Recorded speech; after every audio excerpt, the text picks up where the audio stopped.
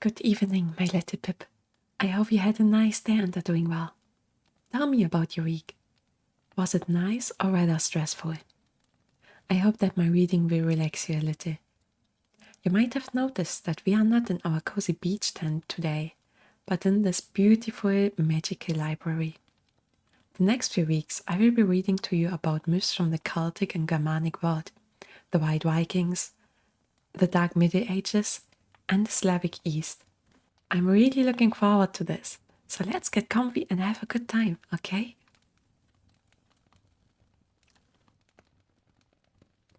The Celtic World. The Celtic people spread across much of Europe in the course of the Iron Age, but by Roman times, the might of the legions and advance of the Germanic tribes had driven them westward. There they found a permanent refuge on the continent's edge, in Brittany and Cornwall, but above all in Ireland and Wales. All the evidence suggests that the Celts had an unusually rich mythology. But unfortunately, contemporary sources are hard to come by. Our knowledge of the myths has had to be pieced together from archaeological findings or the reports of outsiders, or else from the work of authors writing many centuries later in the Christian era. The patchwork of narrative that has emerged is often infuriatingly vague and hard to follow, but also hugely stimulating in its poetic exuberance and narrative power. One notable feature of Irish myths is its division into major narrative groupings.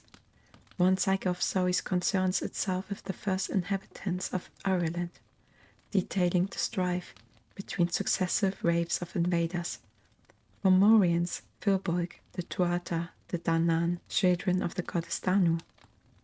These tales may have enshrined distant historical memories in their details, but mostly belonged firmly in the land of legend. Indeed, the Tuatha are generally identified by modern scholars, not with any ethnic group, but rather with the Celtic gods, who supposedly first established themselves on the island by defeating the Firbolg.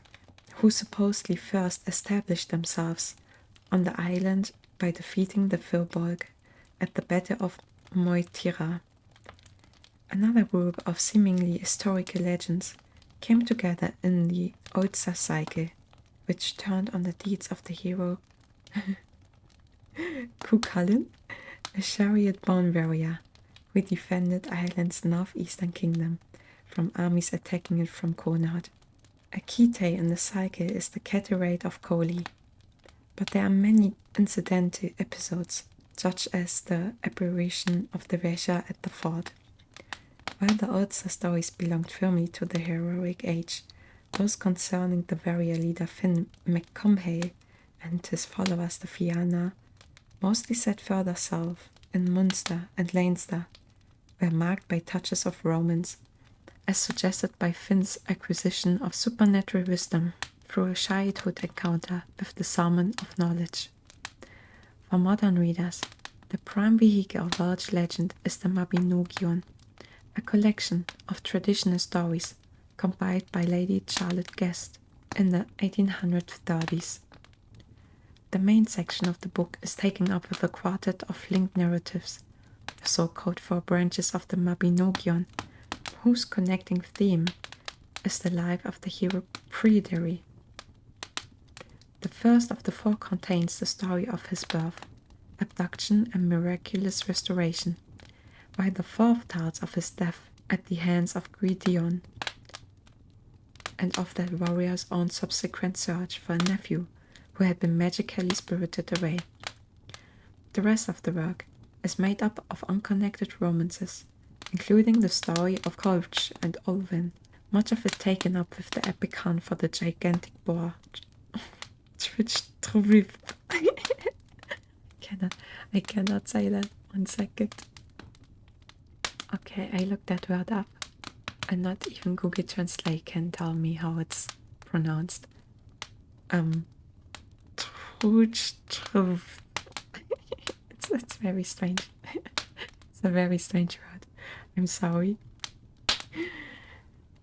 At least one of the stories, the dream of Maxon, preserved distant memories of a real-life figure, the Roman general Magnus Maximus, who made the fate bid for the imperial throne while stationed in Britain in the 4th century CE. The best known of all the psychics, however, was one whose popularity had already spread far beyond the Celtic lands.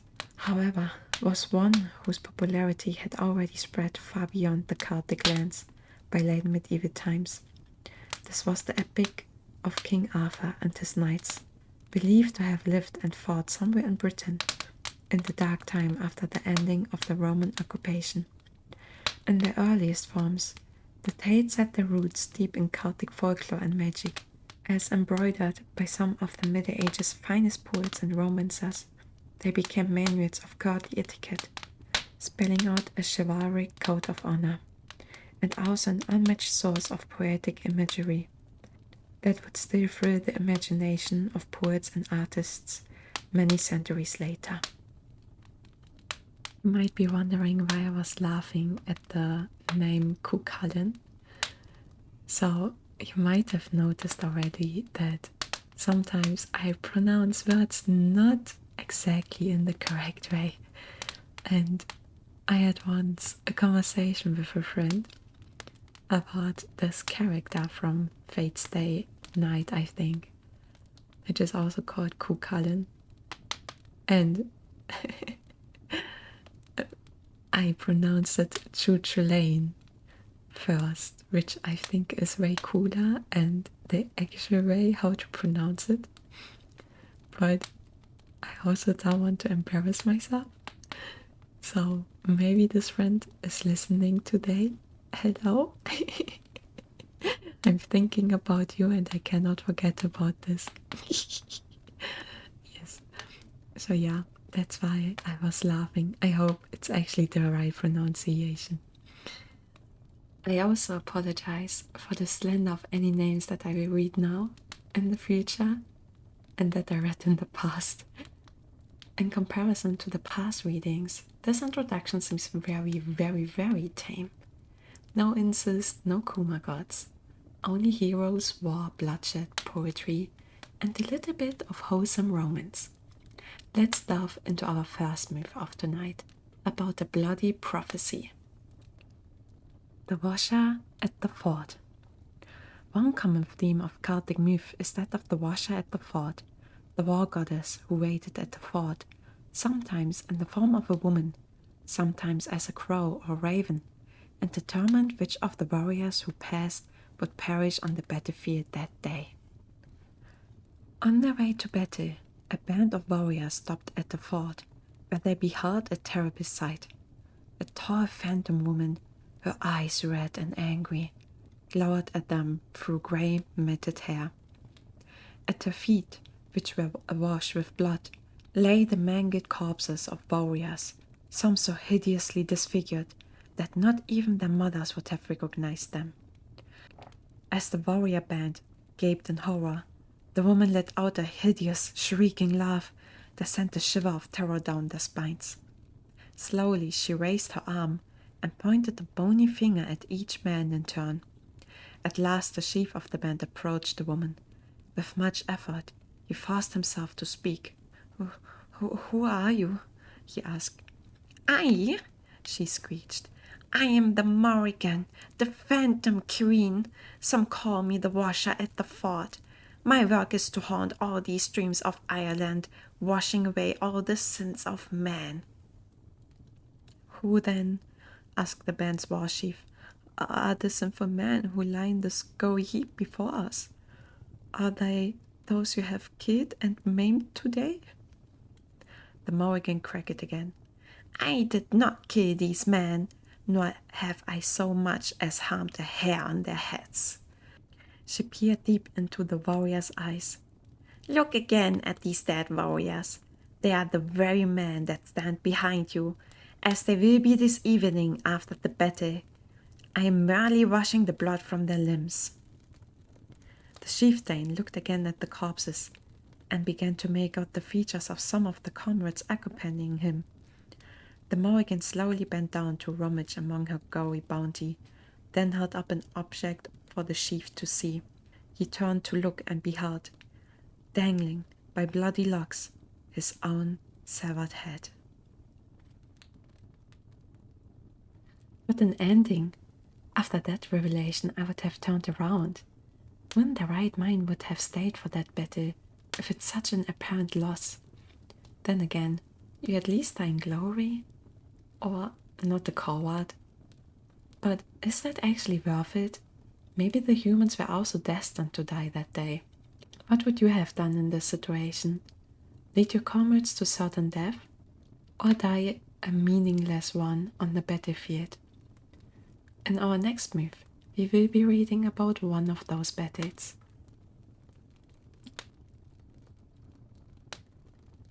The Battle of Moytira. Moytira in County Sligo witnessed two of the greatest battles in Irish myth. The first ended in the defeat of the race, known to later tradition as the Firbolg, and the establishment of the Tuatha, the Danann, as rulers of Ireland. The Firbolg were one of a succession of groups claimed to have ruled Ireland in the days before history was recorded in writing. Before them, there had been Fomorian hunter-gatherers and the followers of a leader called Partholon, who had introduced agriculture to the land. When plague wiped his men out, another band under the command of a certain Nemet arrived, supposedly from distant Scythia. The Nemedians and the Fomorians mostly killed one another off in a great battle, allowing the Firbolg to enter the island unopposed. The Firbolg evidently reached Ireland's west coast, for it was there that they confronted the next wave of invaders, the Tuatha De Danann, children of the goddess Danu.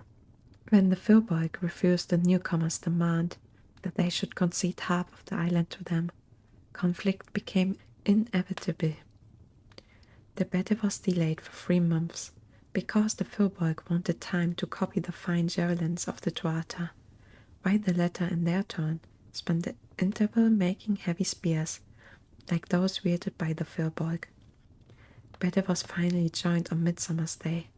For 3 days, the armies fought and many were slain, but neither side gained the upper hand. Each evening doctors bathed the wounded in healing herbs that restored them in time for the next day's fighting. On the 4th day, the Tuatha finally got the upper hand. At this crucial point, the Firbolg king became so thirsty that he left the field to find water. A Tuatha force set off in pursuit, and after a fierce fight, killed him. The Tuatha king, Nuadu, now offered peace, and the Firbolg accepted. For Nuadu, however, it was a bitter victory. In battle he had lost an arm, and his people could accept only a physically perfect king, giving him no choice but to abdicate. The text writes it was a bitter, sweet win. I see it as a total win, to be honest though. Sure, he lost an arm and had to resign, but he won in the end. What actually happens to kings that have to resign, given that they didn't get into any drama or controversy? I have to imagine a home for former kings now, where they live for the rest of their lives, like those anime homes for old ones that no one wants anymore. Talking about animates that nobody wants, the next tale is about a specific fish that was most wanted. Finn and the Salmon of Knowledge. The turning point in the life of the great warrior Finn Mac Cumhaill came at the age of 7, when he apprenticed himself to a bard called Finnegas to learn poetry. Finnegas lived on the banks of the river Boyne, where he tried to catch a salmon imbued with universal wisdom. Around the well at the source of the Boyne, there were 9 hazel trees, on which grew nuts that held great wisdom. The nuts had fallen into the river and been eaten by a salmon. Thereafter, the first person to eat the flesh of the salmon would know all that there was to know. It had been prophesied that Finnegas would catch the fish. For some 7 years, Finnegas fished for the salmon, but caught nothing. Shortly after Finn's arrival, however, Finnegas landed the salmon and asked Finn to clean and cook it. At the same time, he told Finn that on no account was he to eat even the tiniest bit of the fish, because the first to taste the fish would receive its magic. The boy was careful to obey his master in every respect. While the salmon was cooking, a blister arose on its skin. To burst it, Finn poked it with his thumb, but in doing so scalded himself. He sucked his thumb to ease the pain and tasted the flesh of the magic salmon. "What is your name?" asked Finnegas when he learned of this. "Daimna," replied Finn, using the name he had taken to evade his enemies, the sons of Morna. "No, it is not," said the bard. "It was foretold that I would catch the fish, but that Finn McComhay would be the first to eat it. You are here." Finn ate the rest of the salmon and received the full power of prophecy. Whenever he wanted to use his gift, all he had to do was suck his thumb. With this talent allied to his battlecraft, Finn became a formidable hero. Always these bamboozling twists and turns. I already had a hunch at the start that the bard that caught the salmon is not going to be the one that eats it in the end. Furthermore, I believe he didn't really want to eat it. Otherwise he would have prepared it himself just to make sure, right? If he would prepare it himself, though, but it was destiny that the young boy Finn eats the fish, do you think the fish would have jumped into his mouth or something because of the heat? Or Finn slips and falls onto the plate or some other coincidence? We are staying with bards and read about the birth of the greatest of all, the Welsh ones. The birth of Taliesin. Taliesin was to become the greatest of all the Welsh bards. In his famous work, The Boast of Taliesin, the poet laid claim to omniscience. This legend, which has echoes of the Irish tale of Finn and the Salmon of Knowledge, describes how he came by his great wisdom. To judge from the story, which Taliesin supposedly wrote when he was only 13 years old, the poet's career began in the most unpromising manner. Avakdu, or the Darkness, was indisputably the ugliest man in the world, and all the magic powers of his mother, the witch Ceridwen, could not change that fact. However, Ceridwen decided that if Avakdu was going to be ugly, he could at least be clever, and so she prepared a potion for him that would reveal all the mysteries of the universe. It was not a simple process. The brew had to simmer for a year and a day, with herbs added at certain specific times. Toward the end of the year, as Ceridwen was gathering the last of the ingredients, a small called Grion came and watched the boiling pot. As he did so, the mixture bubbled up and spat 3 drops onto his finger. He licked them off and immediately received the wisdom intended for Avakdu. When Ceridwen returned, she was furious. Grion had drunk the 3 most important drops in the cauldron, and the rest was useless. The boy fled, but try as he might, he could not escape. He turned himself into a hare. She turned into a hound. He turned into a fish. She into an otter. When he became a bird, she became a hawk. Finally, he turned into a grain of wheat, but Ceridwen changed into a hen and ate him. On resuming her human form, Ceridwen found that she was pregnant, and in due course she gave birth to Grion. But the reborn boy was so handsome that she could not bring herself to kill him. So she thrust him up in a leather bag and hurled him into the sea. 2 days later, however, the bag was retrieved from the sea by a man of high birth, who gave the child a new name, Taliesin, Shining Brow, and fostered him as his own son. I have 2 questions. When the boy drank the potion, I wasn't ready yet, right? Why make a pot full of fluid if only the first 3 drops are important? Where did that boy even come from? Why wasn't the cauldron in a place where nobody but the witch could access it? How was throwing a baby in a leather bag into the ocean not killing it? Okay, those were actually more than 2 questions. Let's read more about the baby that was saved. Taliesin and Alfine. The nobleman who was said to have rescued the infant Taliesin was Prince Alfine, the nephew of Gawain, king of Dyfed. Later, when Taliesin had become the prince's court bard, he was able to repay his patron's kindness. The Taliesin of Welsh myth is often identified with the real-life poet Taliesin ben Beard, who lived in the 6th century in the service of the historical king Owain of Reged. By the time the story of his life, the Book of Taliesin, was written 800 years later, many legends had gathered around his name. It was said that he became bard to Prince Alfine, one of the local rulers who competed for favor at the court of King Arthur. And the book also told how he came to his patron's rescue when the prince was imprisoned for rashly boasting that he had a more faithful wife and a more gifted bard than any other knight at Arthur's court. As Alfine lay in a dungeon, a suitor was sent to his palace to disprove the first claim by seducing his wife. But Taliesin's powers of clairvoyance were such that he foresaw what was planned.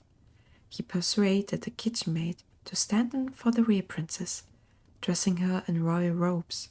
So when the ravisher cruelly sought to prove his conquest by cutting off one of the girl's fingers to take back to court, Alfine had little difficulty in showing that it was not his wife's. It was too fat, and the nail was untrimmed. Moreover, it bore traces of dough, which a princess would never have had cause to need. Thwarted in his first attempt to discredit his prisoner, Arthur next insisted on organizing a contest of bards, but Taliesin's powers were such that he magically reduced all his opponents to mumbling incoherence. Then, when his own turn came, he sang so sweetly that he burst the airy chains that held his master captive. The king had no choice but to agree that Alfine had been right in both his boasts, and thereafter he treated both Alfine and Taliesin with the very greatest respect.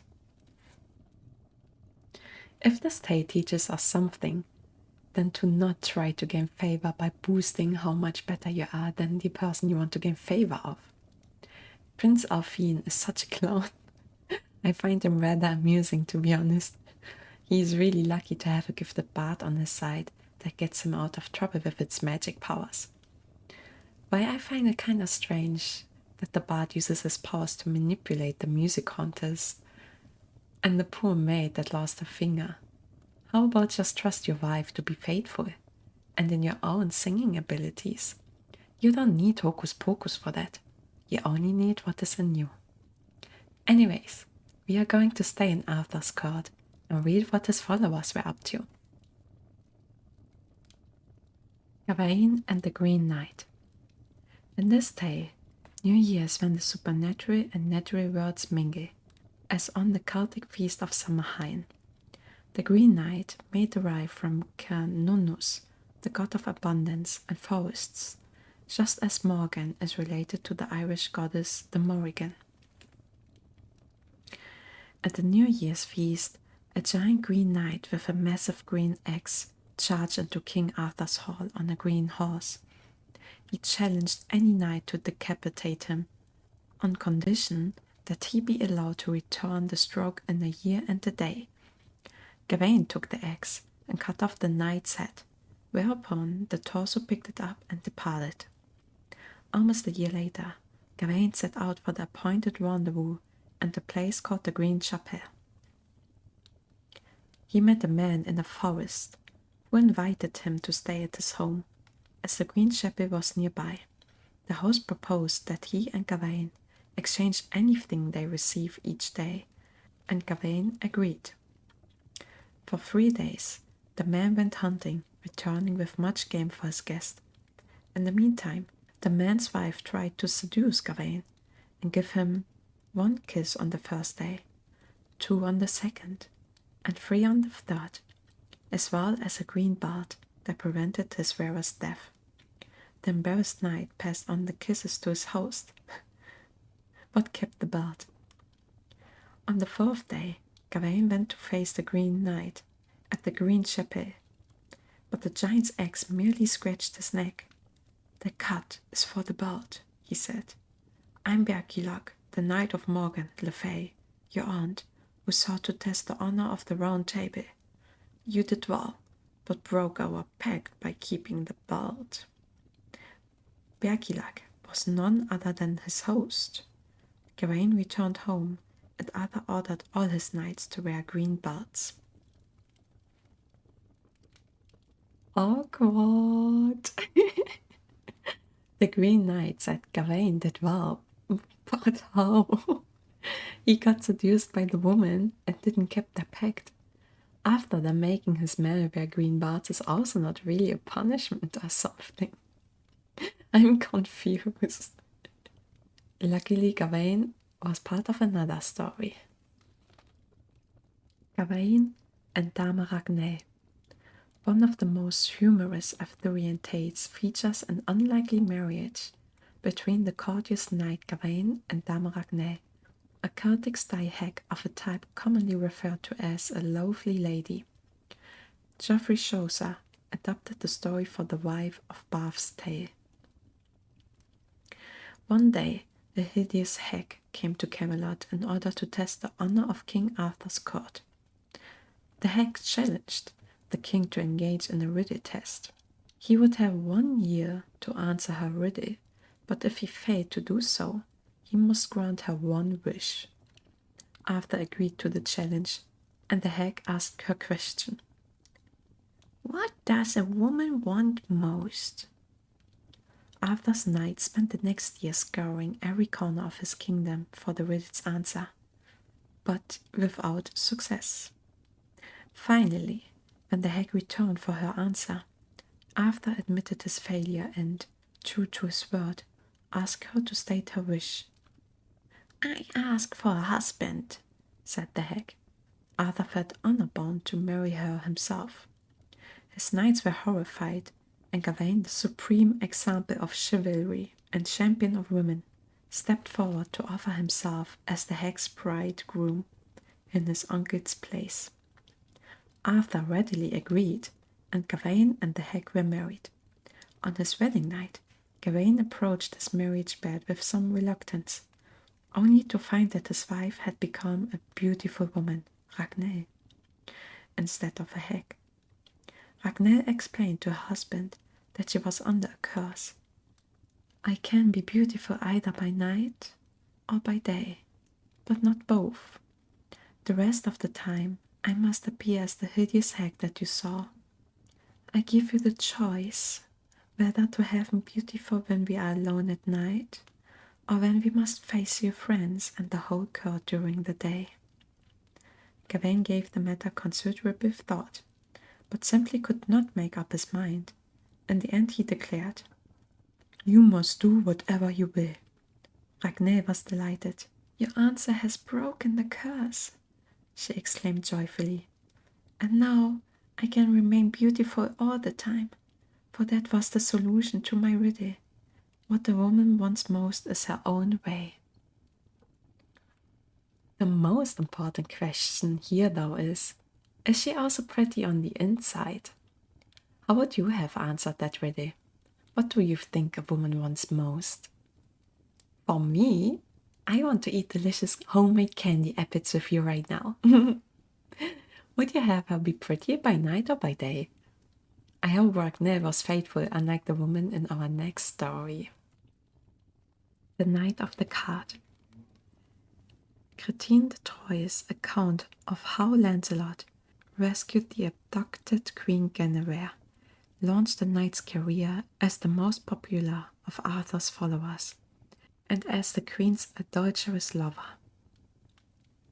The evil knight Meleagant used trickery to abduct Guinevere from the court of her husband Arthur, taking her by force to his own father's castle. Many of the king's knights set off in pursuit, among them the previously unknown Lancelot. When his steed died under him, he agreed unwillingly to accept a lift in a passing cart, driven by a dwarf who claimed to know the queen's whereabouts. Along the way, Lancelot was mocked by all who saw him, for carts were normally used at the time to transport criminals. As good as his word, however, the dwarf took the young hero to the castle where the queen was held. There he confronted Mabinogion in single combat, and the two fought each other to a standstill. Eventually, they agreed to a truce, by which Guinevere was to be free to go back to King Arthur's court. In exchange, however, Lancelot agreed to meet Mabinogion there in combat within the year, and to return the queen if he was defeated. Guinevere accepted these terms, and she and the rescuer subsequently fell in love, sharing a night of guilty passion. The queen subsequently returned to her husband's court, accompanied by a retinue of knights. But Lancelot was not among them. Having treacherously detained his adversary, Mabinogion secretly immured the knight in a purpose-built tower. Publicly, he gave out that the young man had fled, being too much of a coward to fulfill his pledge to fight for Guinevere a second time. All who knew Lancelot doubted Mabinogion's claim, and the maiden the knight had earlier helped set out to find him, eventually tracking him down and releasing him from his prison. Free at last, he hastened back to Arthur's court, arriving just in time for the promised confrontation. This time Lancelot vanquished and beheaded his evil opponent. Those filthy Kumas, Lancy and Ginny, how could both of them just be near after what they have done? Besides that, it's actually a nice story though. Our next day is about King Arthur himself. Arthur's death. For all its glories, King Arthur's life ended in betrayal and tragedy. Sir Thomas Malory's Mordath described Arthur's final confrontation with the evil Sir Mordred at Camlan and his fate after he was carried fatally wounded from the battlefield. In Malory's account, Mordred provoked a war between Arthur and Lancelot and took advantage of the strife to seize Arthur's throne. Fighting to reclaim his kingdom, Arthur met the usurper's forces at Camlan on Salisbury Plain. The two rivals met face to face on the battlefield, each mortally wounding the other. Dying, the king asked to be carried to a waterside chapel. There he instructed Bedivere, his loyal marshal, to take his sword Excalibur and throw it into the depths, then to return and tell him what he saw. Dazzled by the weapon's splendor, Bedivere at first could not bring himself to do as he was told, and instead hid it under a tree. "What did you see?" Arthur asked him on his return. "Nothing but the wind and waves," Bedivere replied. Hearing his words, Arthur angrily accused him of disobedience and sent him again to accomplish the task. This time too, Bedivere's avarice got the better of him, and he returned once more without having done as he was asked. Now, the dying king charged him with treachery, saying he had betrayed him twice. Chastened, Bedivere set off once more, and finally did as the king wished. As Excalibur flew through the air, an arm emerged from the water to catch the great sword by its hilt, flourishing it 3 times before disappearing under the surface. Bedivere ran to tell the king, who now asked to be carried in person to the water's edge. There, out of the mist, a barge appeared bearing 3 queens. Bedivere gently set Arthur in the vessel as it drifted away from the shore. Arthur called to the knight that he was bound for Avalon, where his wounds would be healed. Then he disappeared, never to be seen again. Scholars have since speculated that the queens may have reflected the Celtic triple goddess, whose 3 aspects, maiden, mother and crone, represented the span of human life. The end is just so beautiful. So, King Arthur is real. He really existed. So did his followers came up with this burial story of him getting carried away by the free water woman, or were they all high on grief? I really want to time travel just to see these moments in history, like the sorcerer fight in our Egyptian stories. I want to see it so badly. I want to know more about Arthur as well. Maybe he's worth a special video or stream. Would you be interested? Our next myth is a tragic one. Bridery. A tale from the Mabinogion described how Priel, Lord of Dyfed in southwestern Wales, won the hand of the fairy princess Rhiannon. Yet, the marriage was to prove no idol, as the tale of their firstborn child, Bridery, showed. Bridery was abducted shortly after his birth. Fearing for their lives, the nurses, charged with looking after him, killed the puppy and smeared its blood on the face of the baby's sleeping mother. When the loss was discovered the next morning, the nurses accused Rhiannon of having eaten her own child. News of this heinous accusation quickly reached Priel, who could hardly contain his fury. He condemned his wife to sit outside his castle and greet every visitor with the story of her supposed crime. To complete her humiliation, she was then obliged to carry callers into the castle on her back like a horse. Meanwhile, near the English border, 100 miles or so to the east, a vassal lord named Tyrannon was having trouble with his mare. It foaled annually on the night of the 1st of May, but come morning, the foals were always gone. One year Tyrannon decided to solve the mystery of their disappearance by staying up overnight in the stable. No sooner had the mare given birth than, to his amazement, he saw a gigantic clawed arm reaching through the window to grab the newborn foal. Tyrannon drew his sword and severed the arm at the elbow. There was a howl from outside, but when he went to investigate, he could see nothing unusual. On his return, however, he found a baby boy wrapped in silk. He took the child home and reared him as his own. As the boy grew up, however, Tyrannon noticed that he looked just like Priel. Having heard the tale of Rhiannon, he put 2 and 2 together and took the child to the castle. There he told Priel his story and presented the king with his son. Rhiannon was at once absolved of guilt, and at the ensuing feast she declared that the newly found son would henceforth be named Bridery, or Care, since she had suffered so much for his conception. Imagine the man you marry has zero trust in you and actually believes that you ate their newborn child. Like, what the fuck? Poor fairy woman going through so much shit and he doesn't even apologize properly to her. Or the nurses get punished or something. They killed a cute little innocent puppy for their fuck up. At least the man in the next story seems to love his wife enough. Jack's Voyage to the Otherworld. A significant body of Irish mythological tales recount journeys to the otherworld. Their protagonists are usually ordinary people rather than great warriors.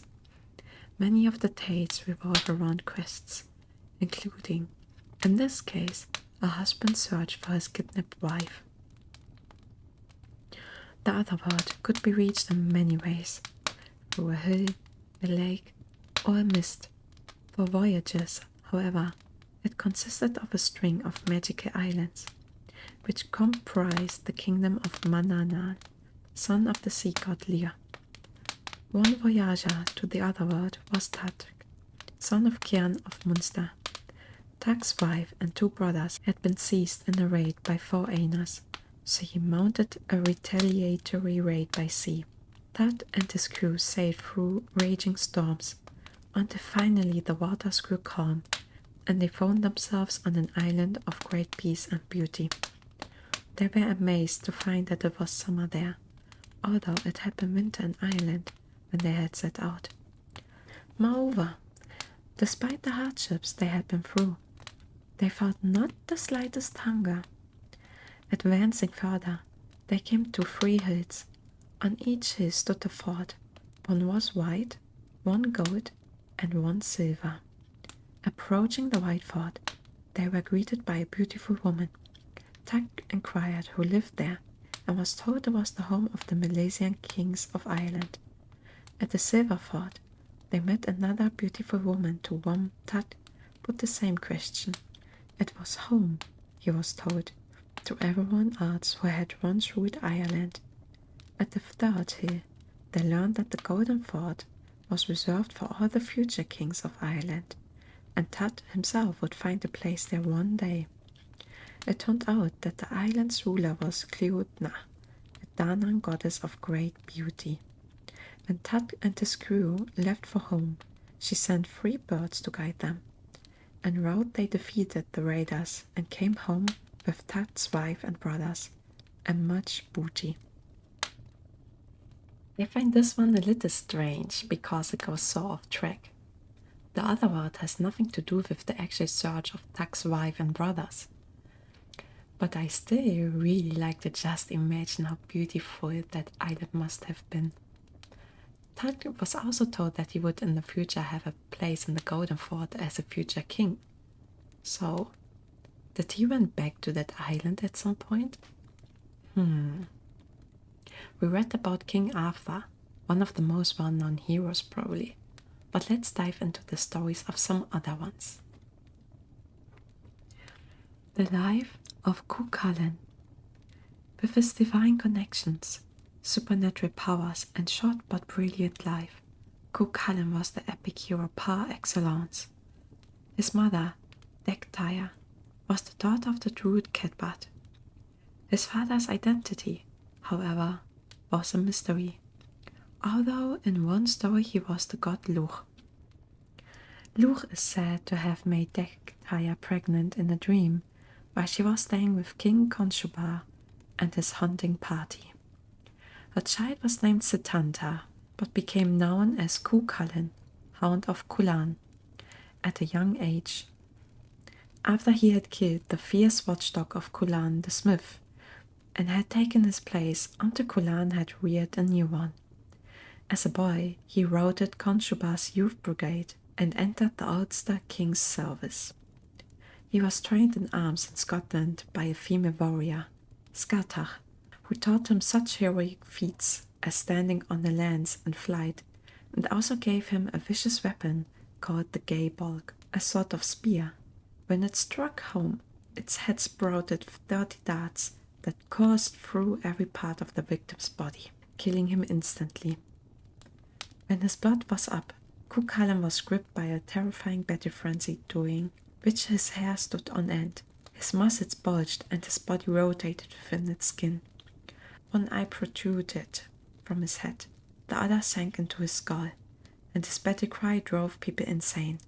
He had many lovers, but always returned to his wife Emma.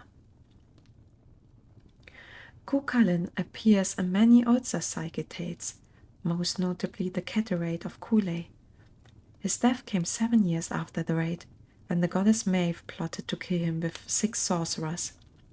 Conchobar tried to keep the warrior out of harm's way, but the sorcerers conjured up an illusion of battle, which convinced Kukalen that Ulster was being laid waste. As he emerged from his hiding place, he was struck by a magic spear thrown by one of the sorcerers.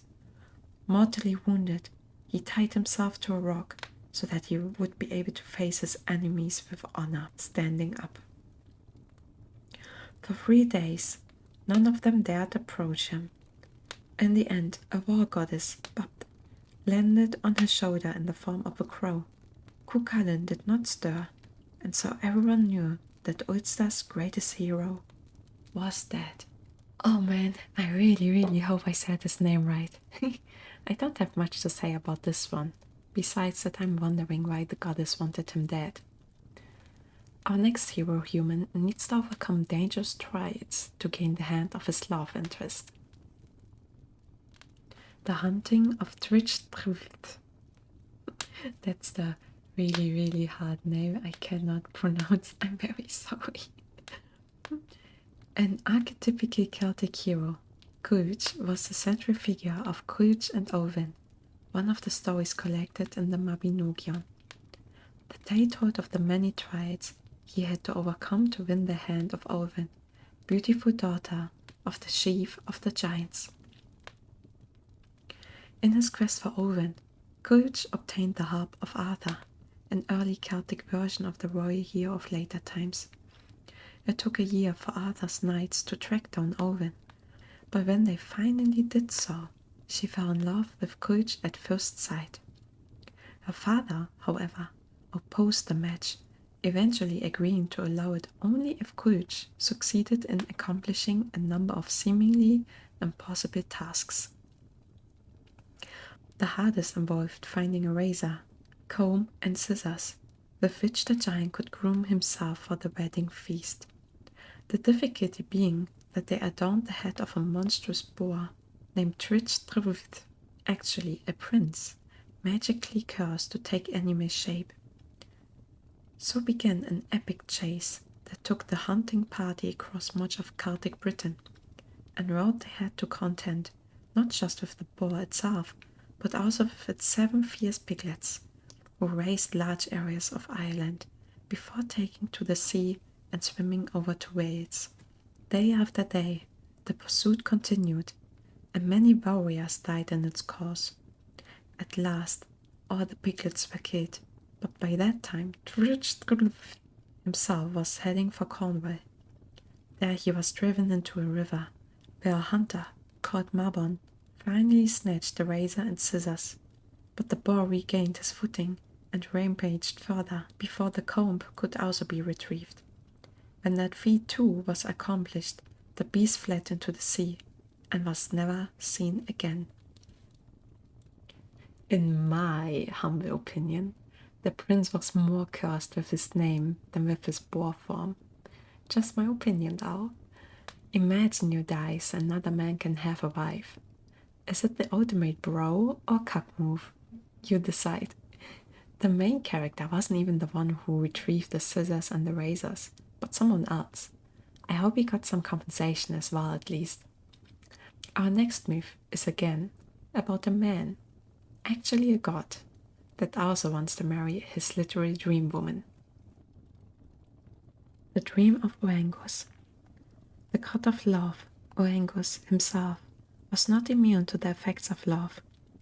One story relates how, every night for a year, he dreamed of a beautiful woman. She would appear, beckon to him, then disappear as he reached out to her. Oengus became listless and lost his appetite.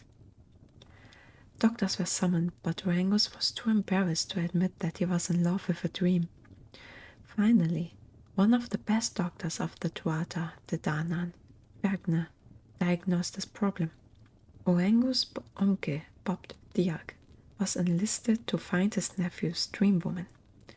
After years searching, he finally reported success. The woman, named Care, was the daughter of a Danann god and lived by a lake in Connacht. Oengus' father, the doctor, spoke to King Ailill and Queen Maeve of Connacht on his son's behalf, and Ailill summoned Care's father Ethal. He refused to come, however, so Ailill's warriors destroyed the god's home. Even so, Ethal still refused to hand over his daughter. When questioned, he replied that she had powers greater than his. On every day of 1 year, she appeared as a human, but on every day of the next year, she took the shape of a bird. In the end, Ethal conceded that if Oengus really wanted her, he must arrange to be at the lake on the feast of Samhain of the following year. Oengus did as he was asked, and found the lake covered with 150 swans, among them Care. He called to her from the shore, but she said that she would come only if Oengus allowed her to return to the water as a swan.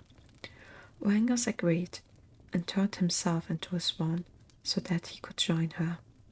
The couple embraced, and swam round the lake 3 times, consummating their love as they did so. They then flew away to Oengus' home at Newgrange. Once there, they regained human form and held a great feast, at which they both sang so beautifully that all their guests were lulled to sleep for 3 days and nights. Imagine being a god and not just, I don't know, rape the woman you want, but actually caught her. Like, what the fuck? Even though a god's home got destroyed because he didn't want to hand over his daughter just like this. This tale is deeper though. Let's analyze the step how to get you a maiden, okay? First, you dream of her. I think day and night dreams are both fine here. Second, get someone close to you to find that dream woman of yours. Third, negotiate with her dad. If he doesn't comply, you don't destroy his property to assert dominance. Okay, no. Don't do that, please. 4. Negotiate more till he says yes. 6. Give the woman freedom. 7. And 8. Profit. If these steps don't work out, your big sister Lyquie is here to comfort you with some sisterly love, okay? Our last story is also about dreams, but also about war.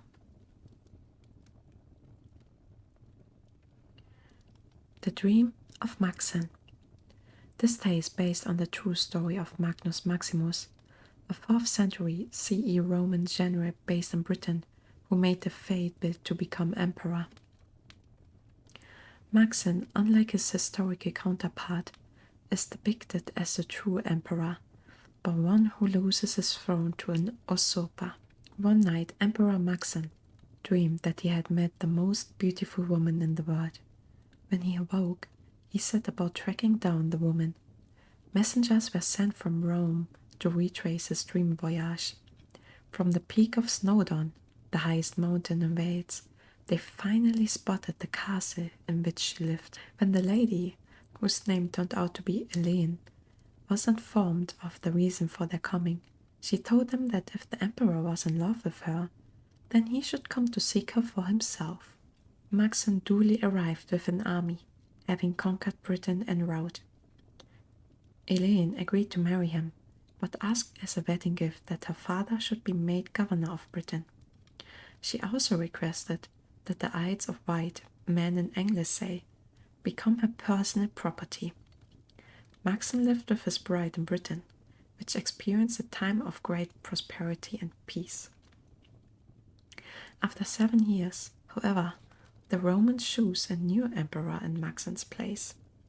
The usurped ruler hurried back to Italy to reclaim the throne, but all his attempts to capture the city of Rome itself proved unsuccessful. Then a year after he had undertaken the siege, a band of British warriors arrived, commanded by Elaine's true brothers. They spotted an opportunity. The rival emperors stopped fighting at noon each day so that their troops could rest. Timing the assault for the midday break, the Britons managed to storm the city. The reward matched their achievement. Restored to the throne, the emperor gave his British troops a free hand to pillage, and many years passed before they decided to return to their homeland. What's up with all these dreams of women? I wonder if I'm also a dream woman. It feels like, though, she just used masking to get more influence for her and her family, which I guess is alright, as long as she's a good wife. As a random fact, whenever I read the word usurper, I have to think about Sand, a major boss from Zelda Twilight Princess. His name is Usurper King Sand there, so yeah. With that, our little reading session is over again. What was your favorite myth of tonight? Is there something that especially interests you or you want to delve deeper into? Write me what you think and I might make an extra video on your interests. Also, if you enjoyed it, consider to like and subscribe. That would be really nice. Next week we will be back in this cozy library to read about the Vikings and Germanic world. Thanks a lot for listening. Sleep well, my little pip. See you next week.